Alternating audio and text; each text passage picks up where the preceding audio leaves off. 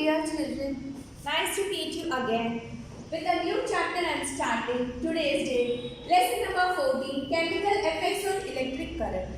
अभी केमिकल की इफेक्ट क्या होता है करंट का, तो सबसे पहले हम लोग ये लर्न करेंगे इस लेसन में बेसिक से विल गो थ्रू बेसिक कि गुड कंडक्टर और बैड कंडक्टर क्या होता है.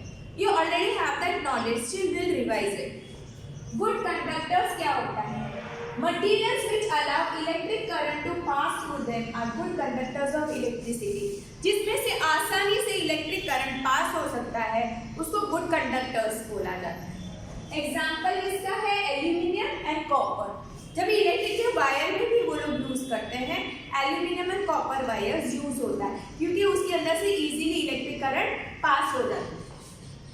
अब bad conductors, materials that do not allow electricity to pass through them are bad conductors of electricity. वो उसमें से इलेक्ट्रिक करंट को पास होने नहीं देते. जब भी कोई भी हम लोग कुछ चीज रिपेयर करते हैं, हम लोग स्लीपर्स पहनते हैं, रबर के स्लीपर्स पहनते हैं, और जब हमारे पास स्क्रू ड्राइवर होता है उसके पीछे भी प्लास्टिक होता है तो वो हमको बचाते हैं. They are also called insulators. और कभी भी वायर के ऊपर आपने कोटिंग देखी होगी ना, तो भी प्लास्टिक की कोटिंग होती है.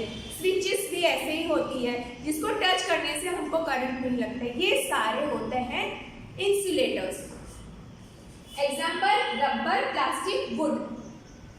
अब इसमें एक एक्टिविटी है जिसके अंदर सॉलिड में से कैसे करंट पास होता है, गुड कंडक्टर और बैड कंडक्टर का एक एग्जाम्पल करते हैं.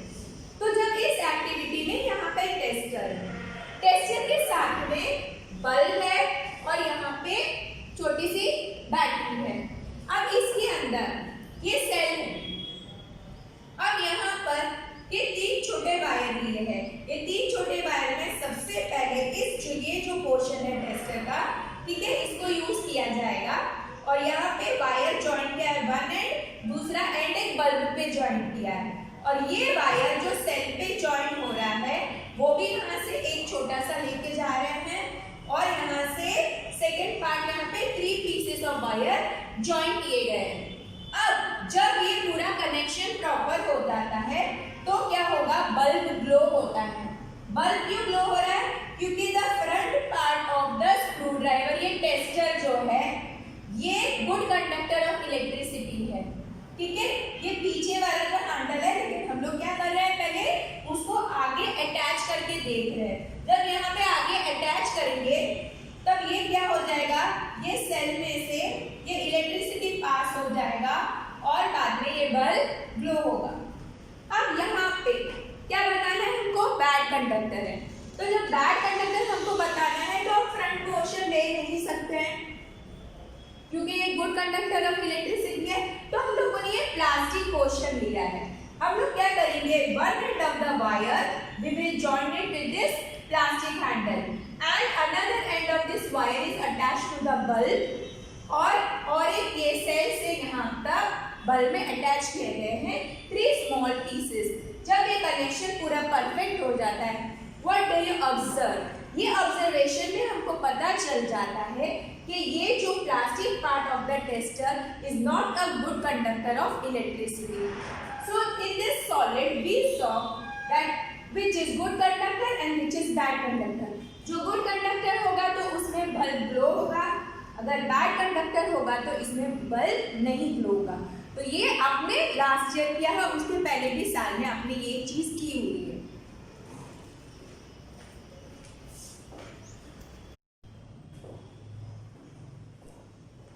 When children we are doing the activity, first of all we have to check कि हमने जो सर्किट बनाई हुई है वो प्रॉपर है कि नहीं. हम लोग सेल के पहले हम लोग बैटरी से रिप्लेस करेंगे. अभी हमको क्या टेस्ट करना है, लिक्विड के साथ टेस्ट करना है. क्या लिक्विड कंडक्ट कर सकती है इलेक्ट्रिसिटी? जैसे हम लोगों ने लास्ट वीडियो में ये देखा कि सॉलिड, जो सॉलिड होता है उसमें कंडक्ट होती है इलेक्ट्रिसिटी अगर वो एल्यूमिनियम और कॉपर है, और अगर रबर है, प्लास्टिक है, वुड है तो उसमें नहीं होगा. वैसे अगर हम लोग सर्किट बनाते हैं, ठीक है, तो पहले हम लोग को देखना है कि जो टेस्टर होता है, जो टेस्टर है वो टेस्टर का कनेक्शन प्रॉपर होना ज़रूरी है.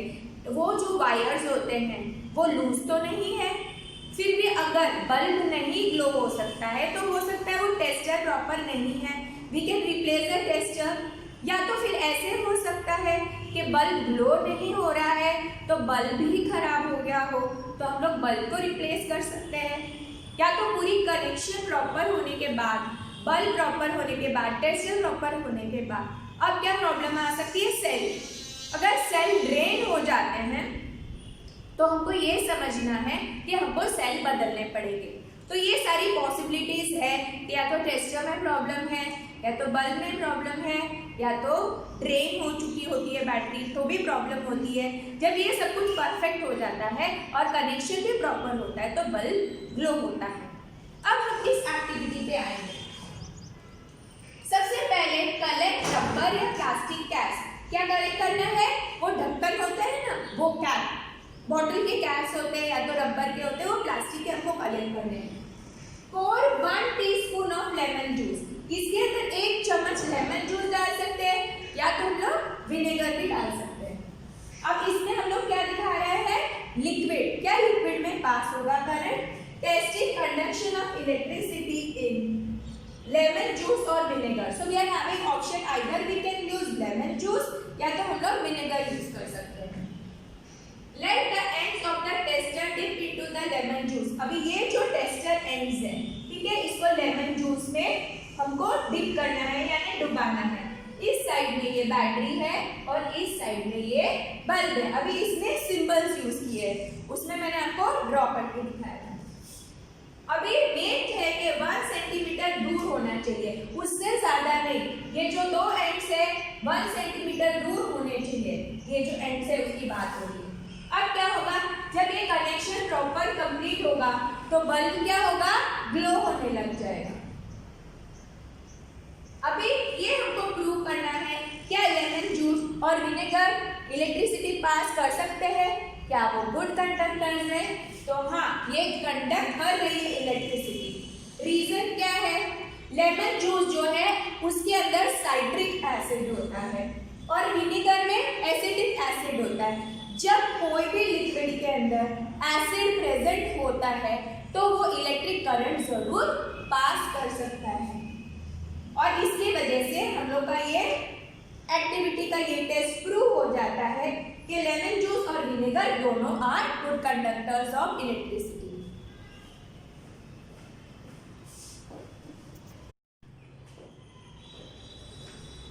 अब सबसे मेन बात ये है कि जब हम लोग टेस्टर को चेक करते हैं तो हम लोग किससे ज्वाइन करते हैं, दोनों टेस्टर को ज्वाइन करके हम लोग क्या देखते हैं, बल्ब ग्लो होता है कि नहीं। पर फ्यू सेकेंड्स के लिए ही हमको ज्वाइन करना है। अगर ज्यादा देर के लिए हम लोग करेंगे तो सेल पूरी ड्रेन आउट हो जाएगी। ड्रेन आउट यानी उसके अंदर का पावर सारा खत्म हो जाएगा और फिर बल्ब ग्लो नहीं होगा, वो भी एक रीजन हो सकता है। तो ज्यादा टाइम हमको टेस्टिंग नहीं करनी है, तुरंत लगा के देखना है, ज्यादा देर तक लगना नहीं है और फ्यू सेकेंड्स फिर उसको हम छोड़ देंगे। अब कभी कभी क्या होता है, मेटल्स जो होते हैं उसके अंदर से काफी सारा इलेक्ट्रिक करंट पास हो सकता है और वो हीट भी करता है, वो बल्ब की फिलामेंट को हीट कर देता है। जब इलेक्ट्रिक करंट पास होता है तो बल्ब की फिलामेंट हीट हो जाती है और बल्ब की फिलामेंट जब हीट हो जाती है तो बल्ब ग्लो होना शुरू हो जाता है। पर कभी कभी इलेक्ट्रिसिटी तो पास होती है कुछ कुछ चीज़ों में से, जैसे कोई लिक्विड में से इलेक्ट्रिसिटी पास हो रही है लेकिन वो इतनी वीक है, स्ट्रॉन्ग नहीं है, वीक है कि जिसकी वजह से वो जो फिलामेंट है, वो जो बल्ब है वो ज़्यादा ग्लो नहीं हो पाता, वो ग्लो ही नहीं होगा। इसका मतलब ये नहीं है कि वो पास नहीं हो रहा है, उसके अंदर से करंट पास तो हो रहा है लेकिन इतनी मात्रा में नहीं पास हो रहा है कि बल्ब की फिलामेंट को हीट कर सके। अभी इसके लिए हम क्या यूज कर सकते हैं, बल्ब तो काम नहीं लगेगा तो बल्ब के अलावा हम लोग या तो मैग्नेटिक कंपास यूज कर सकते हैं। मैग्नेटिक कंपास में वो नीडल रिफ्लेक्ट होगी जिसकी वजह से हमको पता चलेगा कि इसके अंदर इलेक्ट्रिसिटी पास हो रही है। या तो हम लोग एलईडी यूज कर सकते हैं, एलईडी में भी कम करंट की जरूरत पड़ती है। तो अब हम क्या करेंगे, टेस्टर जो होते हैं उसको चेंज करने की कोशिश करेंगे।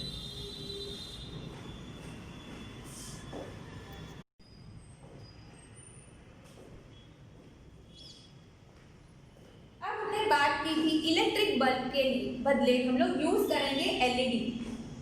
Right, instead of electric bulb in the tester LED can be use. जब भी टेस्टर में जो बल्ब यूज कर सकते थे उसके बदले हम लोग क्या यूज करेंगे अभी एलईडी। देखो एलईडी ऐसे होते हैं, ठीक है। LED glow even when a weak electric current flows through it. अभी ये चमकेंगे यानी ग्लो होंगे, उसके अंदर बहुत ही वीक करंट होगा तो भी वो पास होगा, थोड़ा सा भी करंट होगा तो भी ये ग्लो होना शुरू हो जाएगा। There are two wires, leads बोले जाता है। इसके अंदर एलईडी में 2 वायर है, एक है थोड़ा सा छोटा होता है, मैंने इसको ज्यादा शॉर्ट किया है ताकि आपको पता चले। तो डिफरेंस थोड़ा ही होता है दोनों में, 2 वायर्स होता है इसमें से जो निकल रहा है, इसको क्या बोला जाता है लीड्स बोला जाता है। There are 2 wires that is leads। अभी एक लॉन्गर वन है, ये लॉन्गर है और ये शॉर्टर है, ये भी लॉन्गर है ये शॉर्टर है, ये लॉन्गर ये शॉर्टर, लेकिन ज्यादा छोटा नहीं होता। The longer lead is always connected to the positive terminal of the battery. यानी बैटरी का जो पॉजिटिव टर्मिनल है हमेशा ये लंबा वायर उसी में अटैच कीजिए। The shorter lead is connected to the negative terminal of the battery. और ये जो छोटा वाला वायर होता है उसको हम लोग किससे कनेक्ट करेंगे negative terminal of the battery. यानी ये हमको ध्यान रखना है कि इसमें से जो 2 वायर निकलते हैं वो जो लंबा वाला वायर होता है वो पॉजिटिव टर्मिनल में अटैच करेंगे और जो छोटा वायर होता है उसको नेगेटिव में करेंगे।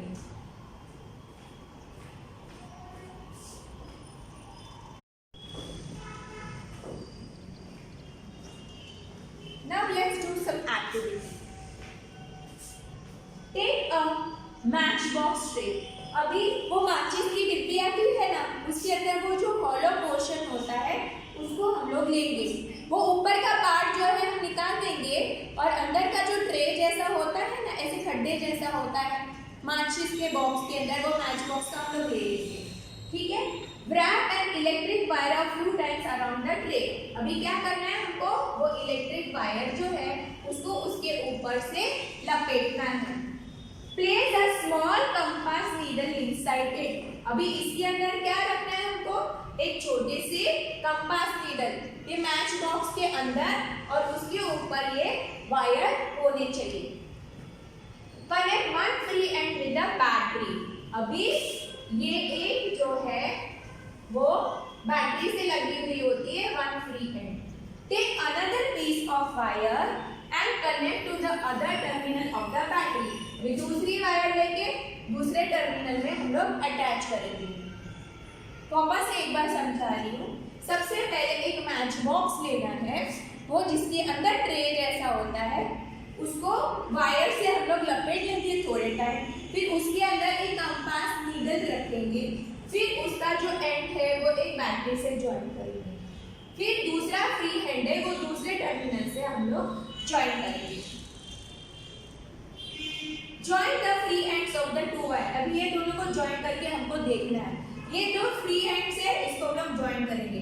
Join the free ends of wires momentarily, यानी सिर्फ थोड़ी सेकेंड्स के लिए। The compass needle shows deflection, यानी ये दूर जाएगा, हिलना शुरू हो जाएगा। Repeat with different liquids by dipping the free ends.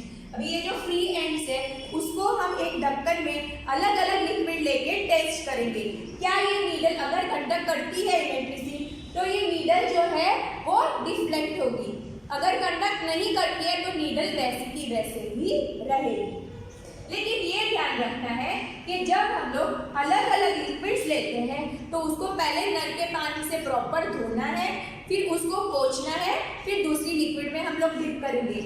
यहाँ जो फ्री एंड के नीचे है एक ढक्कन के अंदर हम लोग उसको अलग अलग लेके उसको रख के टेस्टिंग करेंगे। तो सबसे पहले हम लोग लेंगे लेमन जूस। तो लेमन जूस में क्या, ये नीडल डिफ्लेक्ट होगी, जैसे नीचे लेमन जूस जाएगा तो इलेक्ट्रिसिटी पास हो जाएगी, इलेक्ट्रिसिटी पास हो जाएगी और नीडल डिफ्लेक्ट होगी। उससे क्या पता चलेगा कि लेमन जूस है वो गुड कंडक्टर ऑफ इलेक्ट्रिसिटी है। और लेमन जूस में क्या होता है, साइट्रिक एसिड, और कोई भी एसिड रहेगा उसमें करंट पास होता है। सेकेंड हम लोग क्या लेंगे,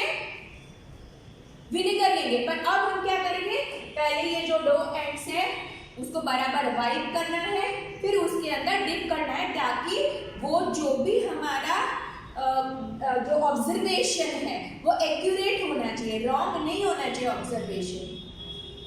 अब विनेगर में डालेंगे, ठीक है। अब विनेगर में क्या होता है, एसिटिक एसिड होता है। तो क्या होगा, अभी जैसे ही विनेगर में हम लोग डिप करेंगे तो ये मैग्नेटिक नीडल है वो डिविएट होगी। तो इससे क्या प्रूव होता है कि vinegar is a good conductor of electricity. वापस हम लोग धोएंगे, उसको वाइप करेंगे और फिर उसको किस में डालेंगे, टैप वाटर। अब आप सोचोगे टैप वाटर में होता है कि नहीं होता है? हाँ, कंडक्ट होती है इलेक्ट्रिसिटी, क्योंकि कुछ मिनरल सॉल्ट्स होते हैं। हमारा जो पानी होता है कुएं वगैरह में से आता है और उसके अंदर से थोड़े सॉल्ट डिसॉल्व होते हैं उस पानी में, इसके लिए ये कंडक्ट करती है इलेक्ट्रिसिटी। तो क्या होगा, ये मैग्नेटिक नीडल भी डिफ्लेक्ट होगी।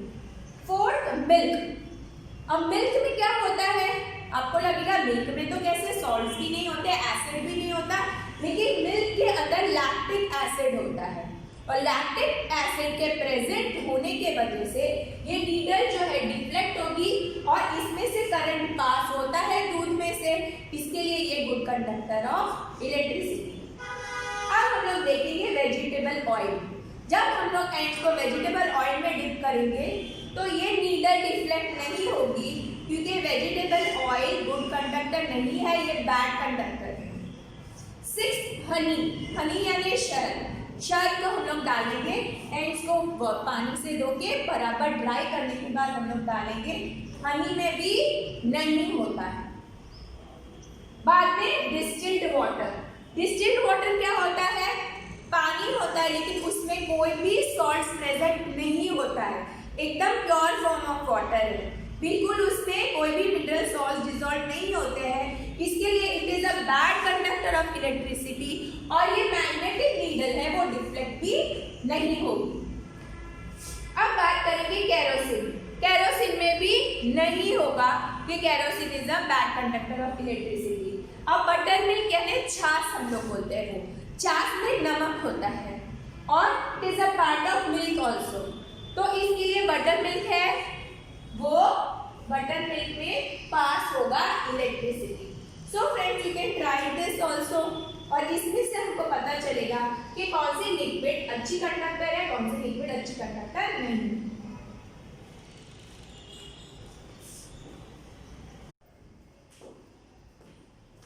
When the two free ends of the tester do not touch each other, there is an air gap between them. अभी जब दो टेस्टर होता है उनके बीच में क्या होती है, हवा होती है, उसके गैप के बीच में। Air is poor conductor of electricity और उसकी वजह से हम लोग उसको ऐसे छोड़ सकते हैं, उसमें से इलेक्ट्रिक करंट पास नहीं होता है।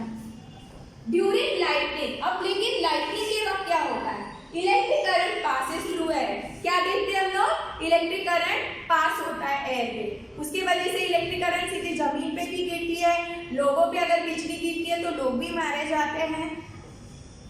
गैसेस आर आयनाइज्ड, लेकिन इसमें क्या हो जाता है, गैस जो होता है वो आयनाइज हो जाता है, आपके फर्दर चैप्टर में वो आएगा। तो गैस जो होता है वो आयनाइज हो जाता है पॉजिटिव आयंस में और नेगेटिव आयंस में। ये प्रोड्यूस हो जाती है जब लाइटनिंग बिजली कड़कती है and electric current pass through them, और उसके अंदर क्या होगा, इलेक्ट्रिक करंट ये आयंस में से पास होता है जो पॉजिटिव एंड नेगेटिव आयंस बन जाते हैं। अभी क्या डिस्टिल्ड वाटर इलेक्ट्रिसिटी कंडक्ट करते हैं, हमने आगे ही देखा कि डिस्टिल्ड वाटर होता है वो प्योर फॉर्म ऑफ वाटर होता है, उसके अंदर कोई भी सॉल्ट्स नहीं होता है, इसके लिए वो इलेक्ट्रिसिटी नहीं कंडक्ट कर सकता है।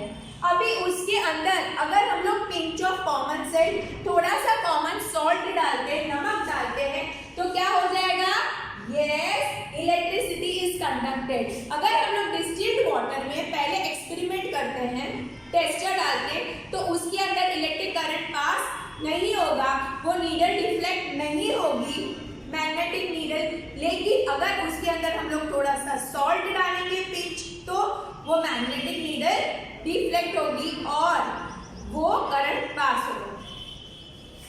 Small amounts of mineral salts are present naturally in water. हम लोग जो पानी पीते हैं मिनरल सॉल्ट्स होते हैं ऑलरेडी अंदर and are beneficial for human health. ये हमारे हेल्थ के लिए भी बहुत ही लाभदायक होता है, बेनिफिशियल होता है। This salt make water a good conductor, और ये ही सॉल्ट पानी को क्या बनाता है, गुड कंडक्टर बनाता है। सो उसकी वजह से अगर पानी गुड कंडक्टर है तो नेवर हैंडल इलेक्ट्रिकल अप्लायंस, कोई भी इलेक्ट्रिकल अप्लायंस है, मिक्सचर है या हम लोग को एक प्लग में कुछ इंसर्ट कर रहे हैं, ये सारी चीजें नहीं करना है विद वेट हैंड्स। गीले हैंड्स, पानी होगा तो क्या होगा, इलेक्ट्रिसिटी कंडक्ट होगी, और इस टाइम पे जो भी सारी करंट वाली चीजें उसको टच नहीं करेंगे। या तो हम लोग गीली जमीन पे खड़े हैं, स्टैंडिंग ऑन वेट फ्लोर, अगर हम लोग गीली जमीन पे भी खड़े हैं तो हमको इलेक्ट्रिकल अप्लायंस टच नहीं करने।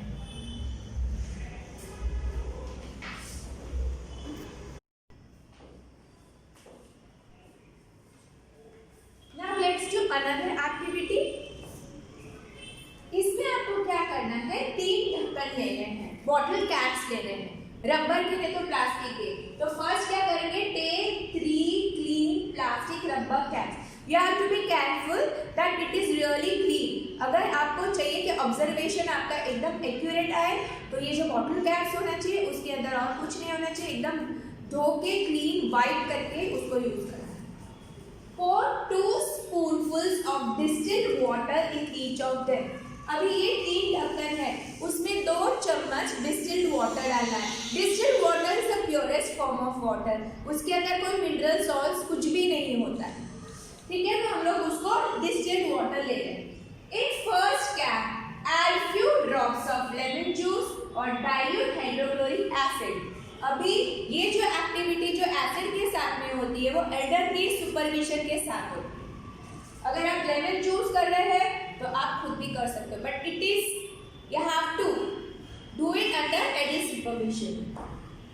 अभी ये जो फर्स्ट कैप है इसके अंदर लेमन जूस लिया है, डाइल्यूट हाइड्रोक्लोरिक एसिड, दोनों में से कुछ भी लेना है। ये हम डिस्टिल्ड वाटर के साथ में ऐड करते हैं कुछ बूंदे, few drops.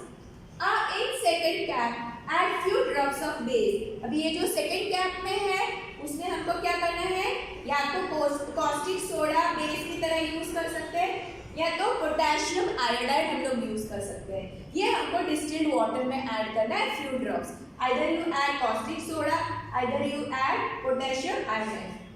In the third cap you have to add some sugar, थोड़ी शुगर इसके अंदर आपको ऐड करनी है। अब हमको इसमें ये देखना है कि कौन सा गुड कंडक्टर है इलेक्ट्रिसिटी का और कौन सा बैड कंडक्टर है, ठीक है।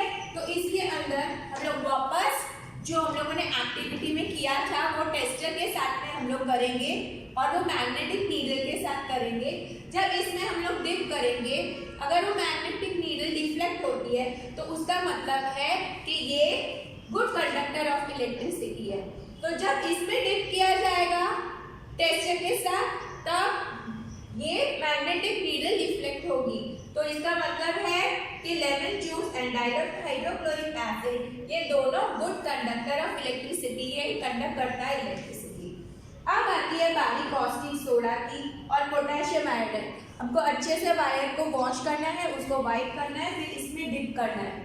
तो जब नीडल डिफ्लेक्ट करेगी तो आपको पता चल जाएगा कि कॉस्टिक सोडा में और पोटेशियम आयोडाइड ये जो बेस है वो कंडक्ट करती है इलेक्ट्रिसिटी, यानी ये गुड कंडक्टर्स ऑफ इलेक्ट्रिसिटी है। अब आएगी बारी, वापस हम लोग वायर वॉश करेंगे, उसको वाइप करेंगे, फिर इसके अंदर डिप करेंगे, शुगर सॉल्यूशन में डिप करेंगे। इसमें क्या होगा, नीडल नहीं मूव होगी, ये कंडक्ट नहीं कर सकता, नहीं करता, डू नॉट कंडक्ट इलेक्ट्रिसिटी। तो क्या हमने देखा कि एसिड में और बेस में इलेक्ट्रिसिटी कंडक्ट होती है।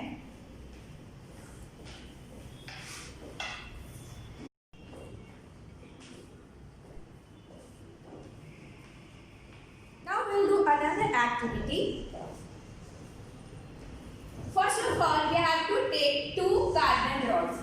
अभी हमको क्या करना है, एक बैटरी लेनी है, उसके अंदर से 2 कार्बन रॉड्स निकालना है, ये 2 कार्बन रॉड्स निकालना है। अब उसके बाद क्या करना है, उसकी जो ऊपर की कैप होती है, ये जो क्लीन मेटल कैप है सैंड पेपर, उसको अच्छे से सैंड पेपर से साफ कर देनी है। उसके बैटरी में से निकालने के बाद। अभी ये इधर रखा हुआ है, जस्ट सी इसमें passing electric current to water, joint copper wire around the metal cap of the electrodes. अभी इसको इलेक्ट्रोड्स भी बोला जाता है कार्बन रॉड को। उसके ऊपर हम लोग ये उसकी जो मेटल कैप है उसके हम लोग ऊपर कॉपर वायर को लपेटेंगे and join them to a battery, और उसको लपेटने के बाद हम लोग एक बैटरी से उसको जॉइन करेंगे। तो सबसे पहले हम लोगों ने क्या लिया, दो कार्बन रॉड्स लिए, उसकी मेटल कैप को साफ कर दिया सैंड पेपर से, फिर उसके ऊपर कॉपर वायर लपेट दिया और फिर उसको जॉइन कर दिया एक बैटरी से। या तो हम लोग अगर ये कार्बन रॉड नहीं लेना चाहते हैं तो हम लोग 6 सेंटीमीटर लॉन्ग आयरन नेल, यानी आयरन का नेल भी हम लोग ले सकते हैं उसके बिना। Add salt lemon juice to water in the container to make it more conductive। अब हम लोग एक बर्तन लेंगे, वो कंटेनर है और ये कंटेनर के अंदर हम लोगों को वाटर के साथ में थोड़ा लेमन जूस भी अंदर ऐड करना है या तो नमक डालना है। ये डालने से क्या होगा, कंडक्टिंग और अच्छा हो जाएगा, इलेक्ट्रिक करंट अच्छे से पास हो जाएगा। Immerse the electrodes in this solution। अभी क्या करेंगे, ये जो पानी है इसके अंदर इस इलेक्ट्रोड्स को डिप करना है। पहले हम लोगों ने ये लिया था इलेक्ट्रोड्स, बाद में उसके ऊपर मेटल कैप को पोंछ दिया था, फिर हम लोगों ने कॉपर वायर लपेट के लगा दिया, बैटरी से जॉइन कर दिया, फिर एक वेसल लिया, वेसल के अंदर ये ट्रांसपेरेंट ग्लास वेसल ले सकते हैं, इसके अंदर हम लोगों ने वाटर प्लस लेमन जूस या थोड़ा सा सॉल्ट डाला है to make it more conductive. Conductive करने के बाद we have to introduce this electrodes, लेकिन ये ध्यान रखना है कि मेटल कैप्स के ऊपर पानी टच नहीं होना चाहिए। Immerse the electrodes in the solution। Metal caps of the carbon rod should be outside the water। वो पानी के बाहर होना चाहिए, मेटल कैप का ध्यान रखना है, पानी के अंदर डुबाना नहीं है उसको। अभी 1800 में एक ब्रिटिश केमिस्ट था विलियम निकलसन, उन्होंने क्या प्रूव किया था, जब इलेक्ट्रिक करंट पास किया जाता है इलेक्ट्रॉन्स के ऊपर, he had shown 1800 a British chemist William Nicholas had shown if electrons were immersed in water, जब इलेक्ट्रॉन्स को इमर्स कर दिया पानी में एंड द करंट वाज पास।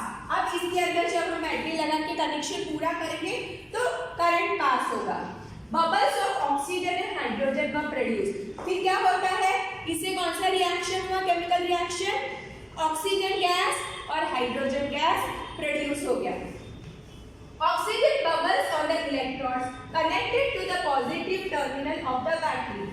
अब वो इलेक्ट्रॉन जिसका कनेक्शन पॉजिटिव टर्मिनल के साथ होगा वहां पे ऑक्सीजन गैस इसके ऊपर जमा हो जाएंगे और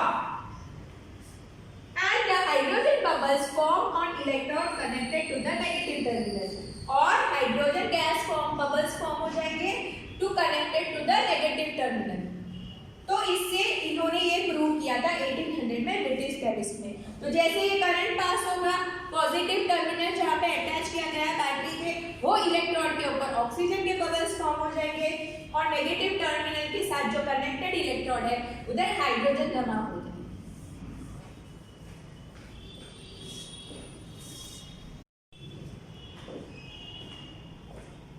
Now we will do an activity with potato। We have to cut the potato into 2 halves। Cut potato into 2 halves। इसको बीच में से काट देंगे और एक हिस्सा हम लोग यूज करेंगे। And insert the copper wire of the tester। अभी क्या करना है, इसके अंदर हमको घुसाना है, इसमें इंसर्ट करना है कॉपर वायर और टेस्टर के साथ में, बैटरी के साथ में, और यहाँ पर मैग्नेटिक नीडल, ये पूरा हम लोग सेट कर देंगे। Leave for some time, half an hour, इसको आधे घंटे के लिए छोड़ दो। ये वायर इंसर्ट करने के बाद a greenish blue spot on the potato around one wire, there is no such spot around the another wire। अभी क्या होगा, एक वायर के पास स्पॉट हो जाएगा ग्रीनिश ब्लू कलर का, यहाँ पे हम लोग को दिखाई देगा कि ग्रीन और ब्लू कलर का एक स्पॉट एक साइड में हो जाता है, इस साइड में ग्रीनिश ब्लू कलर का स्पॉट हो जाएगा after leaving it for half an our. Whereas no such spot around another wire। अभी दूसरे वायर के पास ऐसा स्पॉट नहीं होगा, सिर्फ एक एरिया वो स्पॉट दिखाई देगा।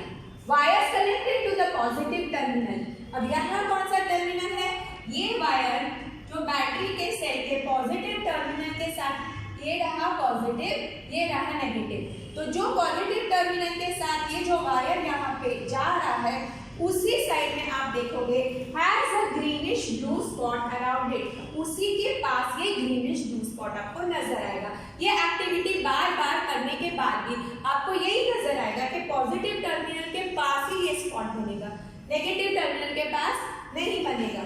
Current produce a chemical effect in the potato, अभी ये जो करंट जब पास करते हैं तब एक केमिकल रिएक्शन हो गया पोटैटो में, इसकी वजह से ये कलर स्पॉट आ गए।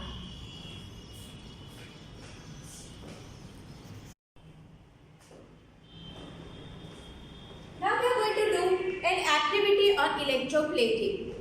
अभी ये एक एक्टिविटी है, अ सिंपल सर्किट है, ये सिंपल सर्किट है शोइंग इलेक्ट्रोप्लेटिंग। अब ये इलेक्ट्रोप्लेटिंग होता कैसा है, इसके लिए सबसे पहले हम लोग क्या लेंगे, कॉपर सल्फेट लेंगे और दूसरा मटेरियल क्या लेंगे, 2 कॉपर की प्लेट, यहाँ पे नजर आ रही है ये वाली कॉपर प्लेट लेनी है, पर इसकी साइज क्या होगी, उसकी साइज होगी 10 सेंटीमीटर बाय 4 सेंटीमीटर, यानी लंबी 10 सेंटीमीटर और उसका ब्रेथ रहेगा 4 सेंटीमीटर। तो यहाँ पे 2 हम लोगों ने कॉपर प्लेट लिया है और कॉपर सल्फेट भी लिया है। Take 250 ml of distilled water in a beaker, अब ये बीकर है, ये बीकर के अंदर हम लोग डिस्टिल्ड वाटर कितना लेंगे, distilled water is the pure form of water, वो हमको 250 ml लेना है, 250 ml लेना है। Dissolve 2 spoonfuls of copper sulphate in it, अभी वो जो कॉपर सल्फेट हम लोगों ने लिया था वो ये डिस्टिल्ड वाटर में हमको डिसॉल्व करना है, यानी उसको पिघालना है उसको। अब जब ये कॉपर सल्फेट सॉल्यूशन रेडी हो गया है, add few drops of dilute sulfuric acid, अभी ये सॉल्यूशन के अंदर दूसरा क्या ऐड करेंगे, डाइल्यूट सल्फ्यूरिक एसिड, क्यों, उसको बनाने के लिए to make the copper sulphate solution more conductive, यानी उसके अंदर से अच्छे से इलेक्ट्रिसिटी पास हो, वो कॉपर सल्फेट सॉल्यूशन में थोड़ा सा हम लोग डाइल्यूट सल्फ्यूरिक एसिड डालेंगे। अब डाइल्यूट और कॉन्सेंट्रेटेड में डिफरेंस क्या होता है, डाइल्यूट यानी इतना स्ट्रॉन्ग नहीं, माइल्ड, कॉन्सेंट्रेटेड यानी एकदम ही ओरिजिनल फॉर्म में होता है। Clean copper plates with sandpaper, अभी हम लोगों ने कॉपर प्लेट्स लिया था, वो कॉपर प्लेट्स को हम लोग अच्छे से घिस के सैंडपेपर से साफ करेंगे, उसको धोएंगे और उसको अच्छे से ड्राई करेंगे, पोंछ लेंगे।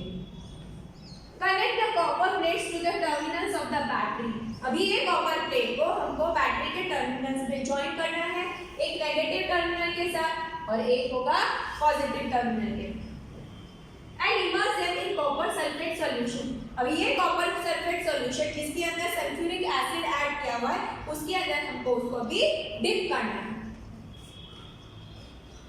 Allow current to pass for 15 minutes, अब क्या करना है, कितने देर के लिए करंट पास होने देना है, क्योंकि ये इलेक्ट्रोप्लेटिंग का है, इसके लिए 15 मिनट के लिए हम लोग को करंट पास करना है, उसको छोड़ देना है। रिमूव द इलेक्ट्रोड्स, अभी इसको हटा देना है, ये इलेक्ट्रोड्स का मतलब ये इलेक्ट्रोड्स के हिसाब से डाल रहा है, ये कॉपर प्लेट्स को हमको रिमूव करना है। Copper sulphate dissociates into copper and sulphate, अभी ये कॉपर सल्फेट किसमें स्प्रेड हो जाएगा, 2 अलग चीज में बन जाएगा, डिसोसिएट यानी अलग हो जाएंगे कॉपर और सल्फेट में।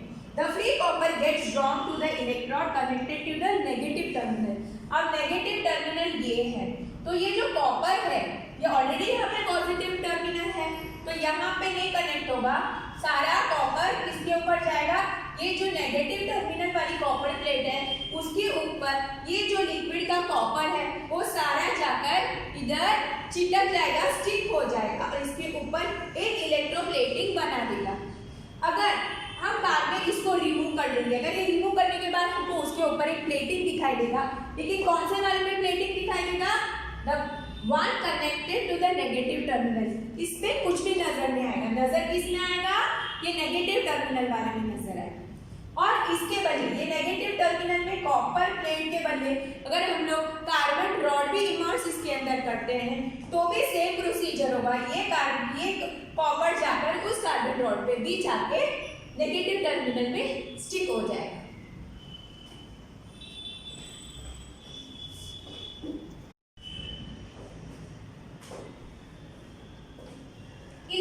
इलेक्ट्रोप्लेटिंग। ये लास्ट एक्टिविटी में हम लोगों ने किया, कॉपर के ऊपर दूसरा वो इलेक्ट्रोड जो था उसके ऊपर वापस कॉपर की डिपॉजिट हो जाती है जब वो करंट पास होता है।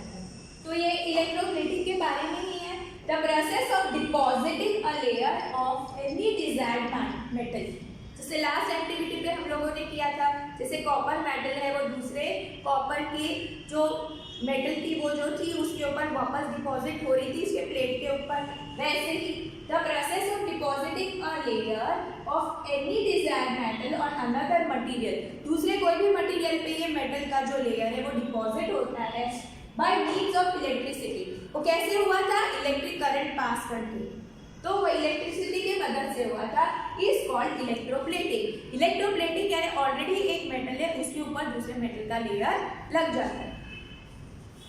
It is one of the most common application of chemical effect of electric current. ये इलेक्ट्रिक करंट का जो केमिकल इफेक्ट है ये एकदम ही कॉमन है, मोस्ट कॉमन, और इलेक्ट्रोप्लेटिंग सबको पता ही है। क्रोमियम, अभी क्रोमियम प्लेटिंग का मतलब क्या होता है? जैसे हम लोग कोई भी चीज़ लेते हैं, जैसे वेहिकल है तो वेहिकल में जो भी मेटल की चीज़ें होती है वो क्रोमियम प्लेटेड होती है, ठीक है। तो हम लोगों को बहुत शाइन करके नजर आती है। जैसे हमारा गैस बर्नर है, गैस बर्नर के ऊपर भी क्रोमियम प्लेटिंग होती है। अपने नल होते हैं, टैप होते हैं, उसके ऊपर भी क्रोमियम प्लेटिंग होती है। Chromium plating is done on car parts, car के पार्ट्स पे, bath taps, kitchen gas burner, bicycle handles etcetera. ये सारी चीजों पे क्रोमियम प्लेटिंग होती है। अभी क्रोमियम प्लेटिंग कैसे होती है? इट हैज शाइनी अपीयरेंस, चमकदार लगता है, उसको दिखने में शाइनी अपीयरेंस होता है। एंड रेजिस्ट स्क्रैचेस, उसके ऊपर स्क्रैच भी नजर नहीं आते हैं। इट डज नॉट करोड यानी वो रस्ट होके वो अलग हो भी नहीं जाता। अब chromium plating is done on cheaper metal. अभी क्रोमियम प्लेटिंग होती किस पे है? क्रोमियम प्लेटिंग जो है वो एक चीप मेटल के ऊपर की जाती है। हम ये बोलेंगे कि क्रोमियम ही हम लोग क्यों नहीं यूज करते? अगर वो शाइनी मेटल है, बहुत अच्छा, तो वो करोड नहीं होता है, पर ये बहुत ही ज़्यादा कॉस्टली पड़ेगा हमको, खूब ज़्यादा यानी बहुत अमाउंट में कॉस्टली पड़ेगा। इसके लिए हम लोग क्या करते हैं? चीप मेटल के ऊपर सिर्फ एक लेयर लगाते हैं। Tin is electroplated on iron. अभी टिन के जो डब्बे होते हैं उसके ऊपर हम लोग क्या करते हैं, जो छोटे छोटे टिन्स होते हैं उसके ऊपर आयरन के होते हैं, उसके ऊपर टिन का ये प्लेटिंग कर देते हैं। जब टिन का प्लेटिंग करेंगे तो उसके अंदर का जो खाना है वो नहीं बिगड़ेगा। अभी जिंक कोटिंग की जाती है आयरन के ऊपर, ये ब्रिजेस वगैरह सब बनाते हैं, तो वो रस्ट ना हो जाए, करोड ना हो जाए, उसके लिए उसके ऊपर किसकी कोटिंग लगाई जाती है? जिंक की कोटिंग लगाई जाती है। Dear children, I hope you have understood this lesson. Meet you soon again.